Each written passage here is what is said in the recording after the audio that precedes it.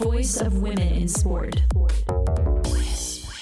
Hello, I'm Abby Ehler, and this is The Sailing Show on Wisp Sports Radio. 3, 2, 1 and hold!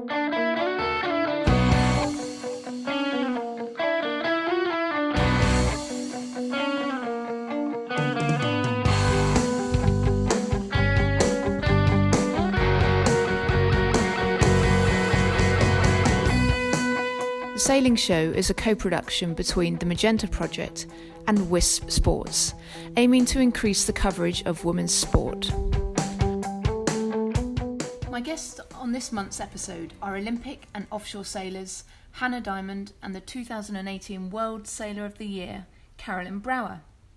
With the recent quite dramatic changes to the landscape of the sailing classes elected for the 2024 Olympic Games, I begin by asking Hannah what her thoughts are of the new proposed class. You were part of the British Olympic squad leading up to the Olympic trials for Beijing in 2008 in the laser radial class. You've moved into the Nacra catamaran leading for the 2016 Olympic trials. You've also moved into keelboats and offshore, and most recently you were part of the Vestas 11th hour racing team in the Volvo Ocean Race. As someone that's had experience in both Olympic and offshore circuits, what are your thoughts on this potential change?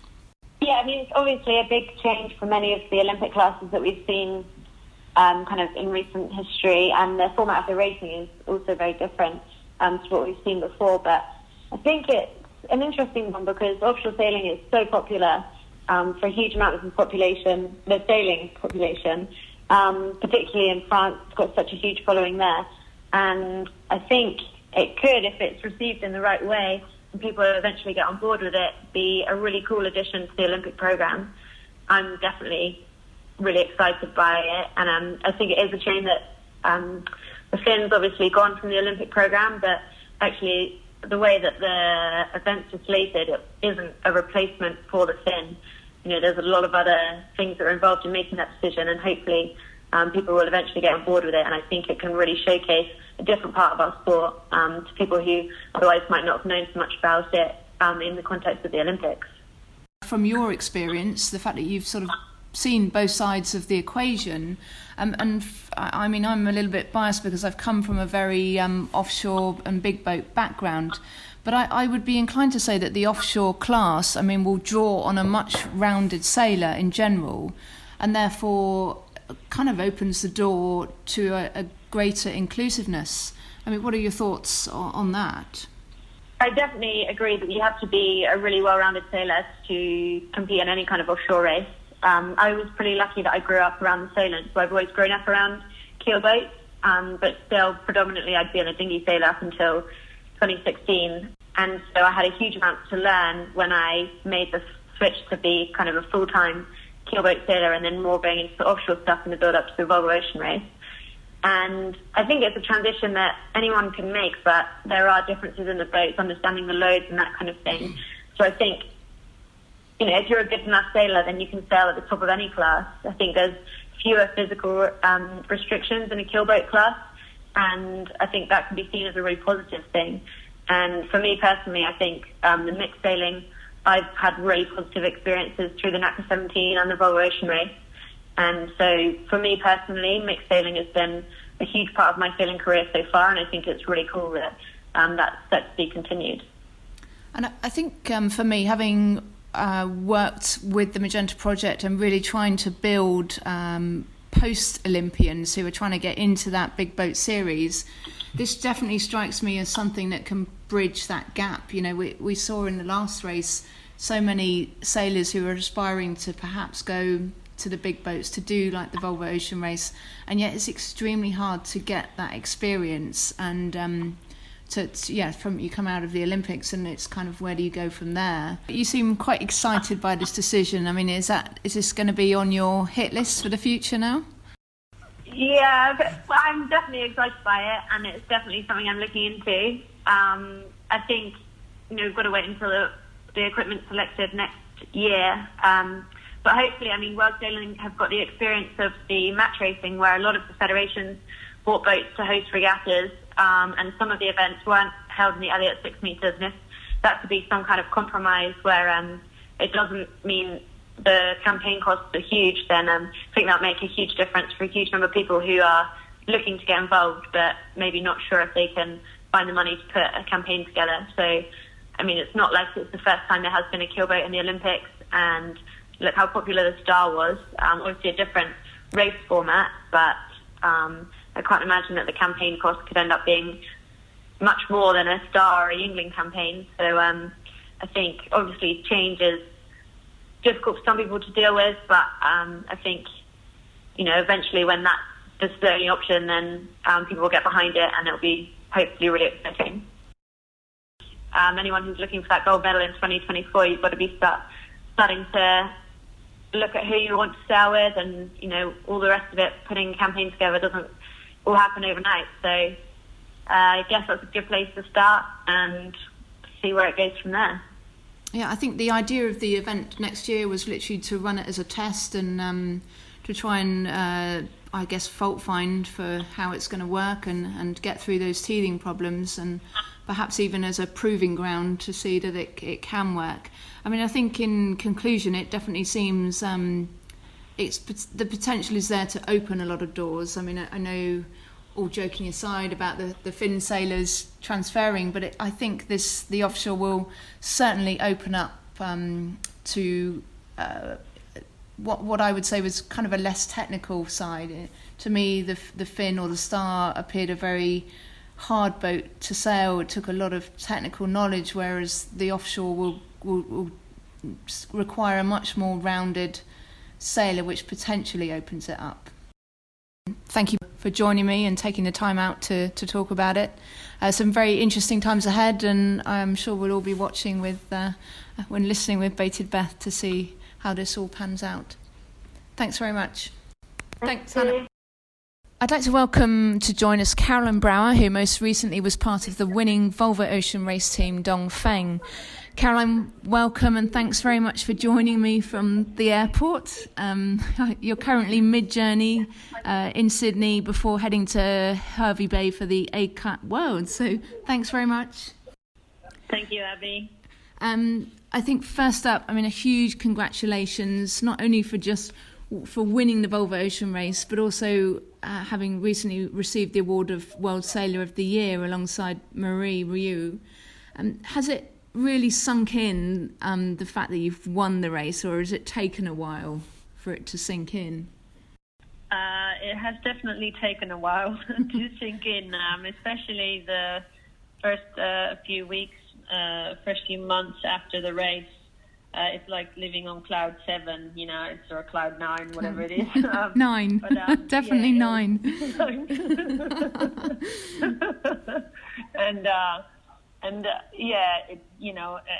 Everyone, especially being in Holland, so it was sort of like a double celebration. You're one of the first 2 women to win the Volvo Ocean Race in its history, and then being Dutch, finishing in The Hague, and it being such an epic last leg as well, which probably won't repeat itself in history so quickly, it being with 3 boats on equal points. So all that just adds up to a huge win that will not be forgotten so quickly, and being part of all that and being in Holland, it feels like everyone wants a little piece of you. So it was quite crazy for those first couple of weeks, and then it did sort of quiet down a little bit, especially being back in Oz.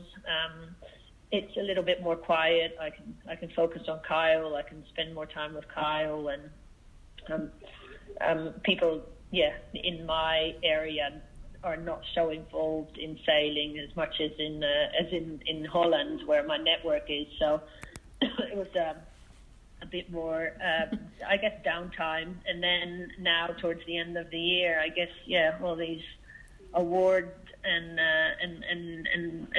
ceremonies are to close up the sailing year or the sailing season, and the World Sailor of the Year. I think it just feels like it's nice. We also won the team award, so that's good because you're not on your own. It's very, very much a team thing. Teamwork's everything. But it does feel a little bit like icing on the cake, for sure.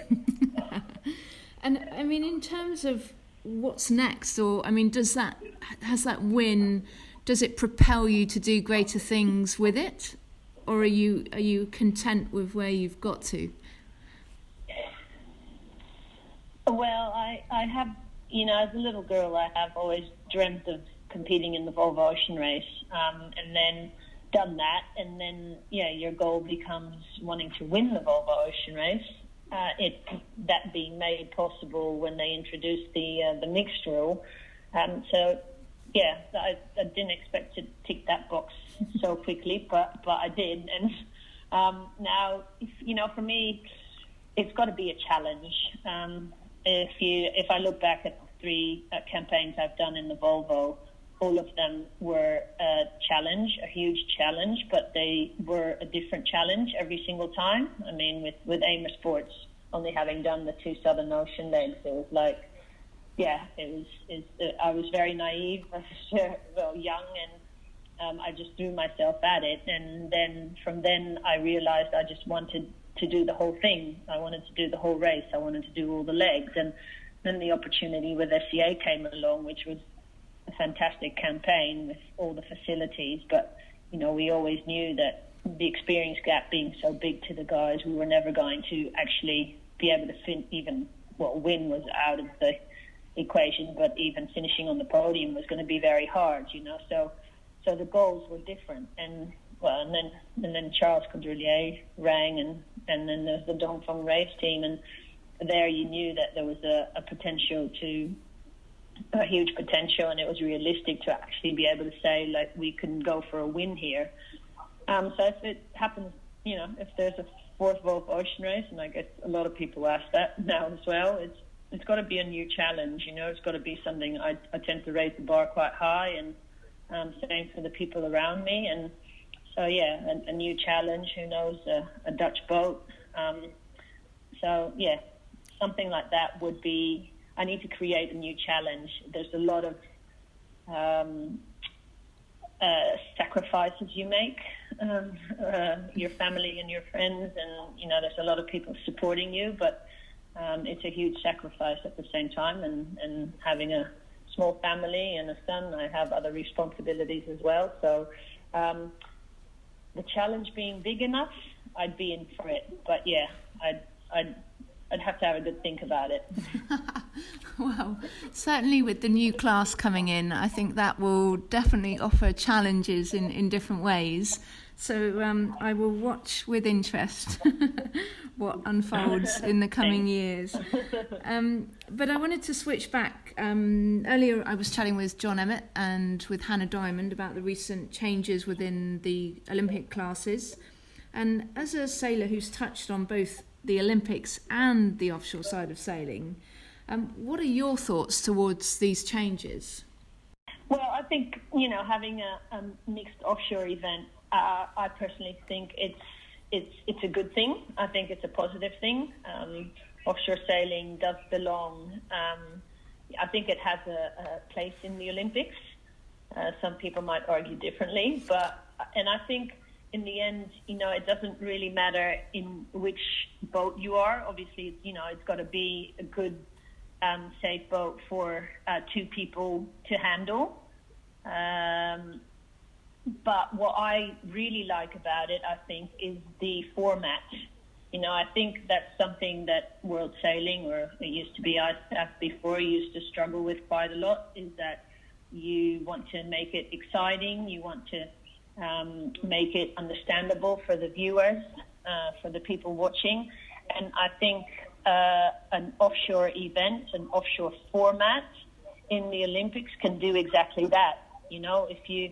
If you look at how the Volvo Ocean Race was viewed, and how people could follow the tracker, and how people could follow, see the footage, see the images, read the stories. If they can create something similar, and obviously you're not going to have an OBR on board, so it's going to be a little bit hard. But I think, with everything we can do on the internet nowadays, with sailing and with broadcasting sailing or showing sailing and bringing sailing to the people's living rooms, I think that can be really exciting. And I think the navigational side of the offshore event obviously will be really interesting for people to follow on the screen at home. So I think it's an exciting part. It'll be an exciting discipline within the Olympic program. Yeah, I think definitely that Hannah was definitely very excited about it, and it definitely brings a different aspect, and I think encourages a more rounded sailor for the type of boat. I guess the one question we asked do we think it's going to promote more women into the sport? I think the answer is yes. I mean, would you agree? It definitely opens doors for different styles of sailing. Yeah, I think definitely. Look, sailing is why do we like it so much? Is because it's a complex sport, and I think, you touched on it, saying looking at the offshore, the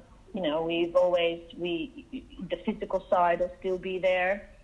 It'll add an extra dimension even again in the offshore event, because you'll have to handle and deal with lack of sleep, like we see in especially the very short offshore legs, which in the Olympics will be the case. You have to, here you add the navigation to it as well. And so I think it just adds a lot of different areas within the sailing, which will definitely ask for an all-round sailor. And from the physical side, with sailing, it's already quite in the sailing program. You generally go for, you're sailing for 6-7 days over a period of spread out over 2 weeks. And in the offshore event, it'll even add that little bit of extra, because, you're going to have to sail through the night. And so physically, you're not only going to have to be, strong and fit, which is the case in any discipline, but you'll also have to have that, quite a specific type of endurance to be able to handle lack of sleep and still, everything we have to deal with in the Volvo, and, lack of sleep, but still being able to take the right decisions at the right time. And I think that is definitely something new and adds an extra dimension into the whole Olympic program with this offshore event. And I think then for women, I think, I'd say it's starting to be pretty good times for women in sailing. There's the 50-50, so the equal split between men and women in the Olympics towards the 2024 Olympics, the Paris Olympics, and I think they're getting pretty close to that. So there's a lot of different types of disciplines for girls and women to get involved in. There's the mixed kiteboarding now being introduced as well, and the windsurfing is staying, and the dinghy sailing and the high performance is in there, and now adding a mixed event in the offshore. So there's a lot of options for girls and for women. So I think it's definitely exciting times ahead. And I think also it bridges a bit of a gap. I mean, we saw so many of the sailors, both male and female, in the last Volvo Ocean Race, who are really keen they've come out of the Olympics, they're looking for that next big jump, and they want to get into offshore racing, and they're really targeting the Volvo Ocean Race, but it's really hard to get into those circuits. So I think from that sense that this is bridging that current huge gap between the different circuits.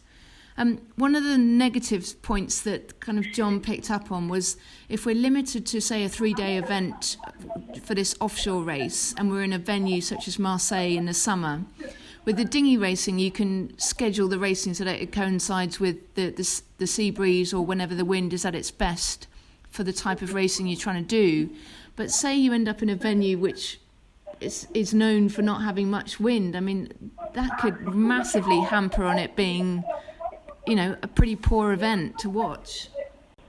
Well, I think, that's a little bit the side, the negative side that we have to deal with our sport. We are dependent on the nature elements, and in this case the wind, and it's not always there. And I guess especially with the summer and the sea breeze, the nights will be the hardest, and to get through. But I don't think that has to be. There are solutions for that, and in dinghy racing they can shorten the races as well, and they'll probably have to have some sort of option to do that too if you're not going to make it around the course and you're not going to make it back in time, and they can have some flexibility from one day to the next, I guess, and that's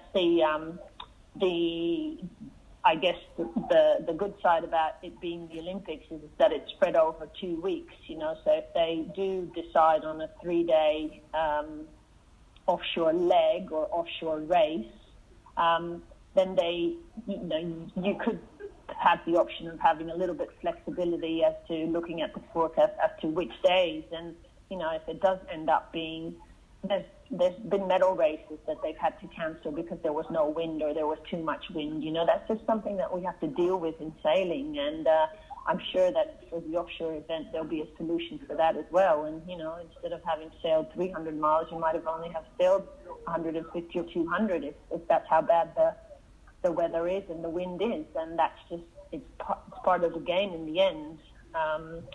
But it's like trying to sail through the doldrums in the Volvo Ocean Race. In the last race, we got stuck in the doldrums 4 to 5 days, whereas normally you'd think you get through it in 2 days. It's just part of the game, right? And you'll still be fighting for that, a boat length or 2 boat lengths or 3 boat lengths that you're trying to gain while you're drifting.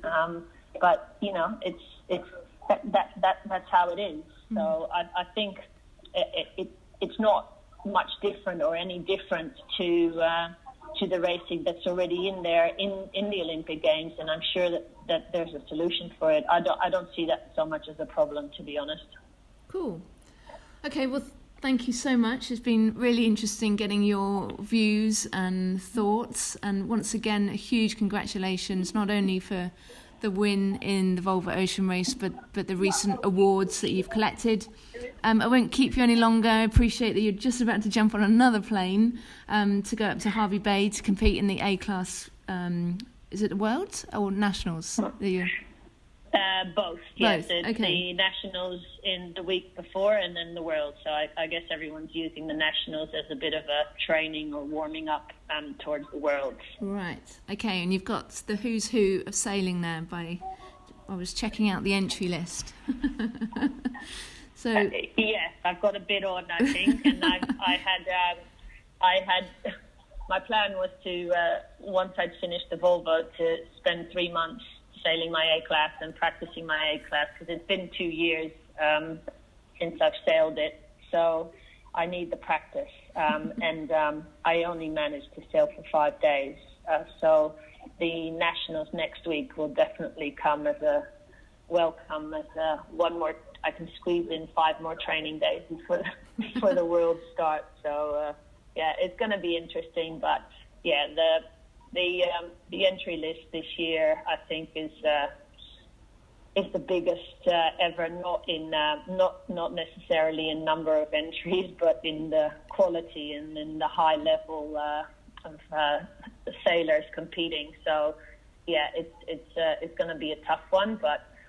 It's also going to be really exciting. Hervey Bay is an awesome venue, I've heard. I've never been there, so I'm about to find out. But some people call it one of the best sailing venues in the world. So I'm really looking forward to it. It's going to be really exciting. Perfect. Well, wish you all the luck, and we'll keep close track of your results. Thanks again, Carolijn, and all the best for the future. Thank you, Abby. Conversations from the world of women's sports. This is Wisp Sports Radio. Well, that concludes today's show. Thank you to Carolyn and to Hannah for joining me, and thanks for listening. Please continue to follow the Magenta Project on our website and social media channels, which can be found at the hashtag #TheMagentaProj or the handle @TheMagentaProj. And to keep up to date on women's sport in general, not just sailing, check out the WISP Sports online and social media channels. Join us next month for another episode of The Sailing Show, when we will be updating on some topics that are in the news at that time.